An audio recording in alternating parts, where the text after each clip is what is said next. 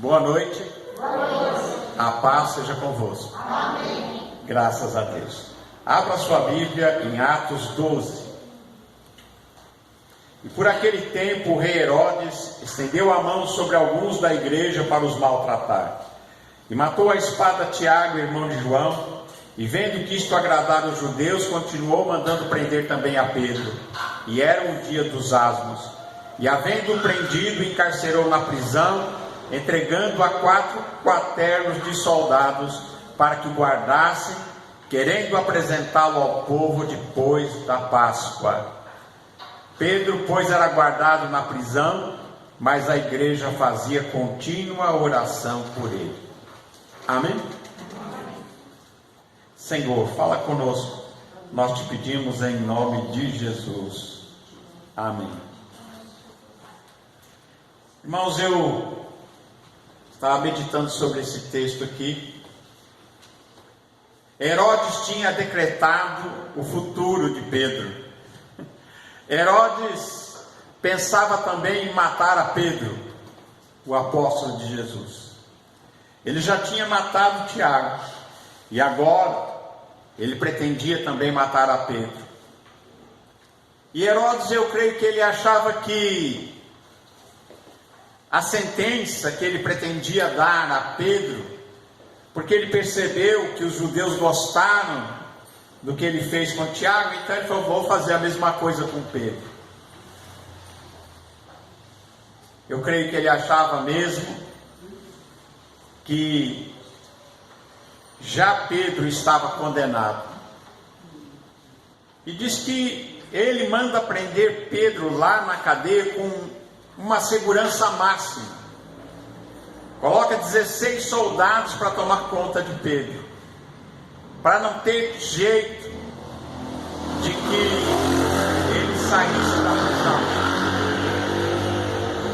16 soldados para guardar o prisioneiro e para não permitir que algo fosse mudado naquilo que ele pretendia fazer com Pedro. Mas diz aqui a palavra de Deus que a igreja estava orando. A igreja fazia contínua oração por Pedro. Estava intercedendo por ele. E diz que quando Pedro estava lá na prisão, diz que uma luz do céu, uma luz poderosa, resplandeceu na prisão. O anjo do Senhor brilhou ali naquela cadeia, enviado por Deus, o socorro chegou. Eu creio mesmo que Herodes achava que a sentença já estava dada, que nada poderia trocar o destino de Pedro. Talvez alguém achasse: olha, não tem saída. Mas Deus tinha saída. Deus revoga aquela intenção maligna que havia contra Pedro e manda lá na prisão um anjo resplandecente que, quando aparece para Pedro, ele ilumina a prisão. Ele acorda Pedro, tocando nele, o desperta e diz para ele: levanta-te depressa. E quando Pedro se levanta, as correntes caem das suas mãos, dos seus braços. E o anjo diz para ele: pega a capa, calça o sapato, pega tudo que você puder aí, tudo que é seu. E ele pega, calça o sapato, pega a capa. E o anjo diz para ele: agora vem e segue. E diz aqui que eles passam pela primeira segurança, os primeiros 4, depois passam pelos outros. Aliás, ele estava acorrentado com 2 soldados lá na cadeia. E eles passam pela primeira guarda, pela segunda, pela terceira. e saem lá na rua e a porta se abre automaticamente. E Pedro, ele acha assim: eu estou sonhando. Ele achava que estava tendo uma visão, um sonho, alguma coisa desse estilo. E quando eles chegam na porta da rua, a porta de ferro se abre automaticamente. E ele sai para a rua, acompanhando o anjo, achando que era visão. Mas quando eles chegam ali na rua, o anjo se afasta, o anjo se aparta dele, o anjo vai embora. E Pedro vê-se normalmente na rua, ele percebe que aquilo não era uma visão, mas era real. O anjo de Deus o tinha tirado de dentro daquela prisão, daquele buraco cavado no meio daquelas pedras. Ele é tirado dali, sobe as escadas, passa pelos guardas que estavam ali na frente, ninguém o vê. Não vê nem a luz, não vê o anjo, e também não vê o Pedro. Irmãos, existe algo tão poderoso, sabe? Deus criou coisas tão fantásticas além daquilo que a gente pensa. Onde é que vivem os anjos? Eles são seres de outras dimensões, superiores, dimensões superiores às nossas 3 dimensões que a gente vive. E quando o anjo chega na prisão, o anjo transporta, faz um portal e leva Pedro para outra dimensão, e ele sai invisível. Ele passa invisível pelos guardas, por isso que ninguém viu o anjo, ninguém viu Pedro, porque tanto Pedro como o anjo estavam em outra dimensão, não estavam nesta dimensão.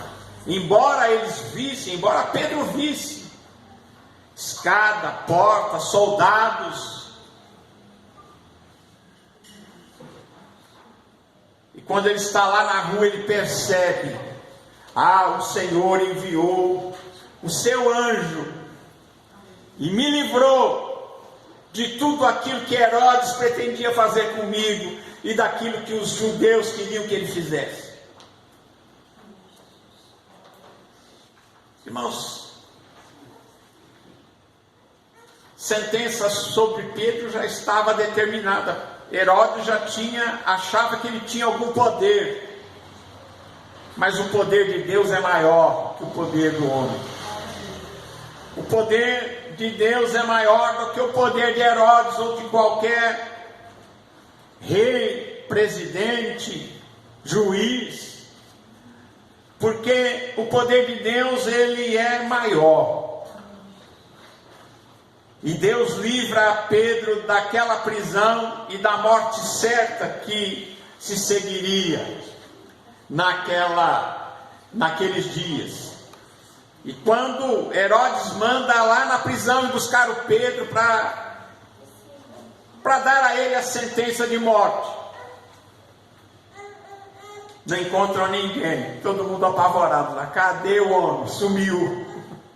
A corrente está aqui, não está arrebentada, não está quebrada, mas o homem que estava acorrentado nessas correntes não está mais aqui. E acontece mais uma coisa com esse anjo aí.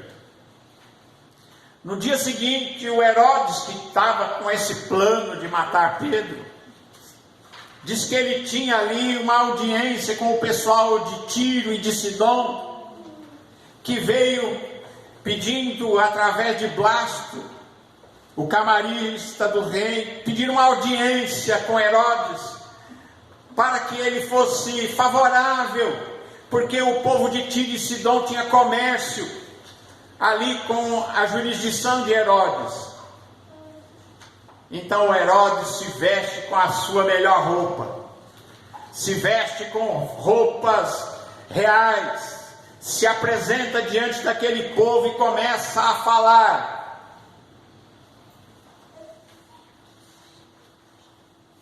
E diz que aquele povo começou a dizer: voz de homem e não de... é voz de Deus e não de homem. O que esse homem está falando é voz de Deus e não de homem. E o Herodes se ensoberbeceu, ele achou: olha, eu sou o grandão mesmo, eu sou o máximo. E quando ele faz isso, diz que no mesmo instante que aquele povo exclamava a voz de Deus e não de homem, e ele se sente o máximo, ele acha que ele era um Deus, e então, naquele momento, o anjo do Senhor o feriu, porque ele não deu glória a Deus, e Herodes cai naquele momento ali no chão, comido de bichos. Vocês já imaginaram? Que situação? Aquele rei Herodes que queria matar o Pedro, ele caiu morto, ferido pelo anjo. Eu creio que o mesmo que tirou o Pedro da prisão. E ele expira, ele morre ali comido de bichos. E diz que a palavra de Deus crescia e se multiplicava. Irmãos, a palavra de Deus é cheia de ajudas de Deus ajudando o seu povo, de Deus ajudando aqueles que creem nele, aqueles que o buscam. Quando Israel saiu do Egito, diz que Deus se manifestava na nuvem e Deus se manifestava numa coluna. O Senhor ia adiante do povo de Israel, de dia numa coluna de nuvem, para os guiar pelo caminho, e de noite numa coluna de fogo para os iluminar, para que eles caminhassem dia e noite. O Senhor estava na coluna,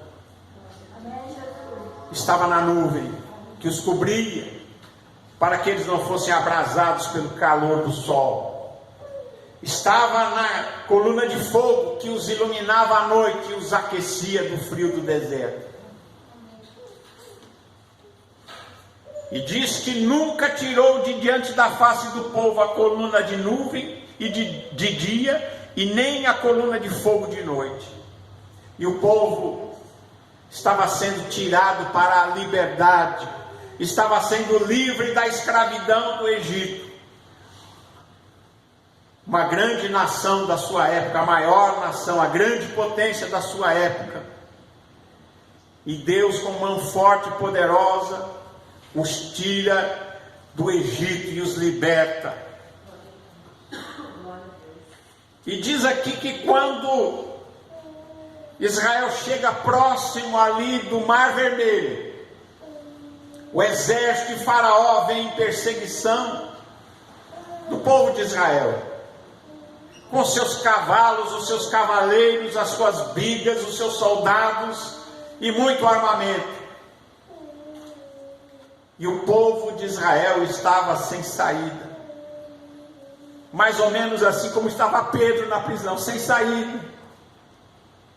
Parecia que não tinha mais jeito.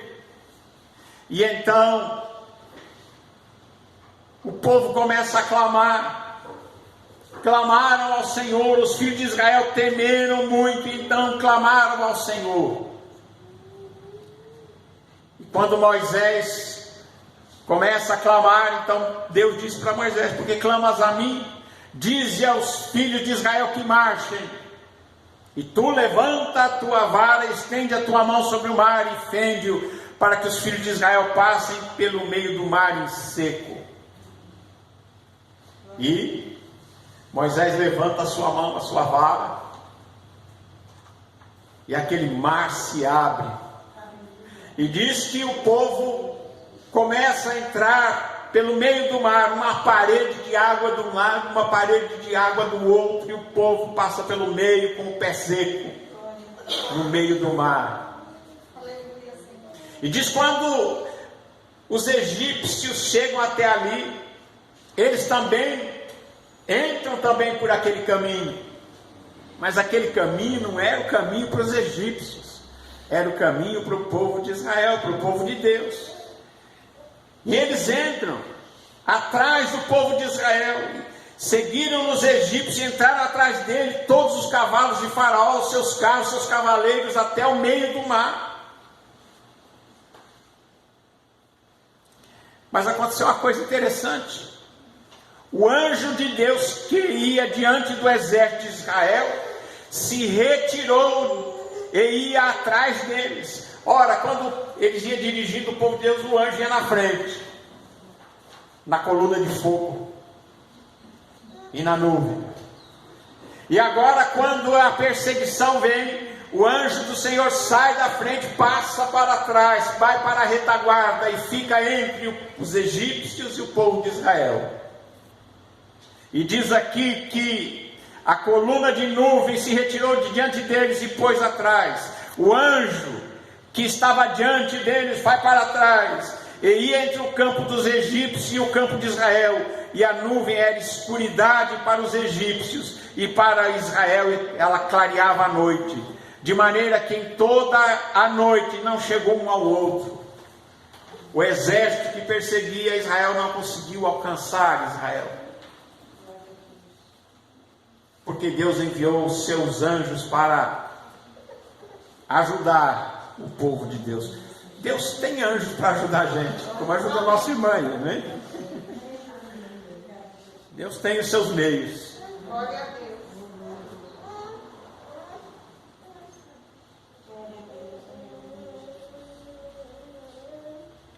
E diz aqui, no versículo 25 do Êxodo 14, diz o seguinte: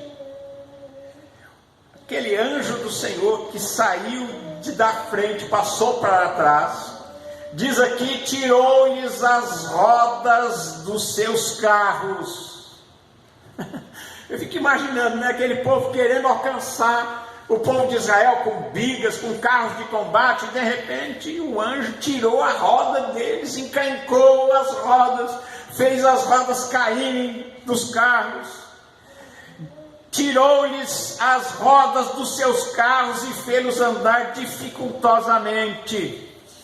Então disseram os egípcios: fujamos da face de Israel, porque o Senhor por eles peleja contra os egípcios. Eles perceberam que agora aquilo não era normal, era algo sobrenatural que estava acontecendo.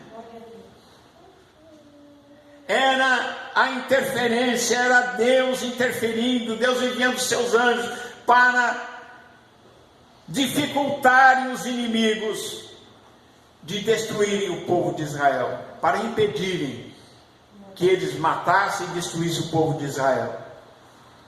Tirou a roda dos carros deles, encrencou as rodas, prendeu os rolamentos, prendeu tudo aquilo, não virava, aquilo não andava, e eles começaram a dizer: não, isso é alguma coisa sobrenatural está acontecendo, e era sobrenatural.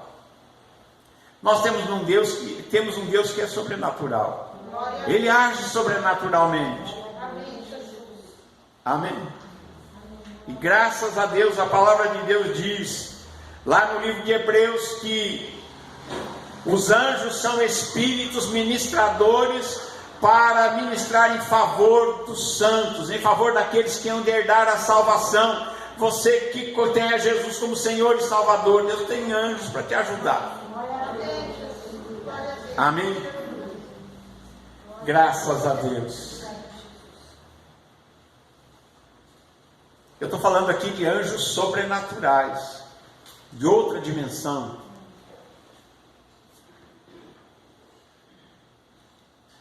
E a Bíblia fala deles com muitas características diferentes, muitas vezes uns dos outros. Nem todos têm o mesmo jeito, sabia disso? Eu acho que quando a gente chegar lá e conhecer todos esses seres que Deus criou, vamos ter uma surpresa na variedade que Deus tem criado. Na ressurreição de Jesus, tinha um anjo que era como um relâmpago falante. Era um relâmpago. Quem olhou para ele disse que era como um relâmpago, o seu brilho. Era um relâmpago falante. A diversidade de Deus, o poder de Deus e aqueles que Deus usa para nos ajudar são tantos e distintos e diferentes. Por isso que nós vemos que há variedades: anjos, arcanjos, querubins, serafins, tronos, principados, potestades. Irmãos, existe uma quantidade de ajuda divina para nos ajudar tão grande, organizados, que obedecem às ordens de Deus. A gente não pede para o anjo fazer nada para a gente pede para Deus. Amém?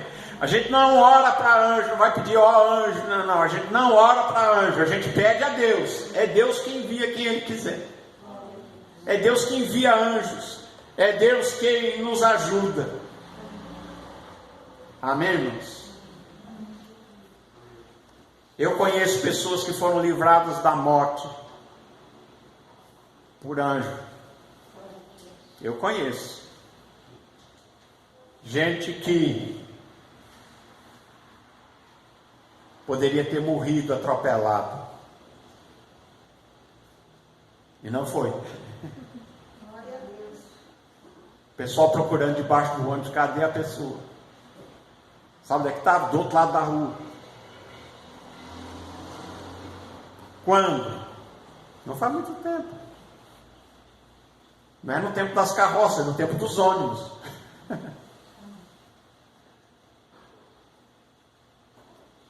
Quando me converti, lembro de uma moça que foi atropelada por um Chevette. Sabe que o Chevette é um carro até reforçado.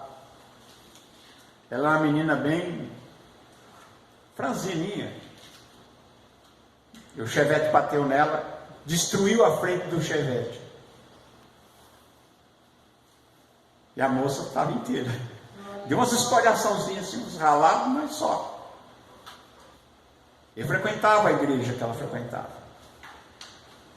Lá no Rio Pequeno. E a gente falava, meu Deus, o que aconteceu? Mas aquele Chevette não bateu na moça. Ele acertou outra coisa muito mais poderosa que protegeu a menina. Amém?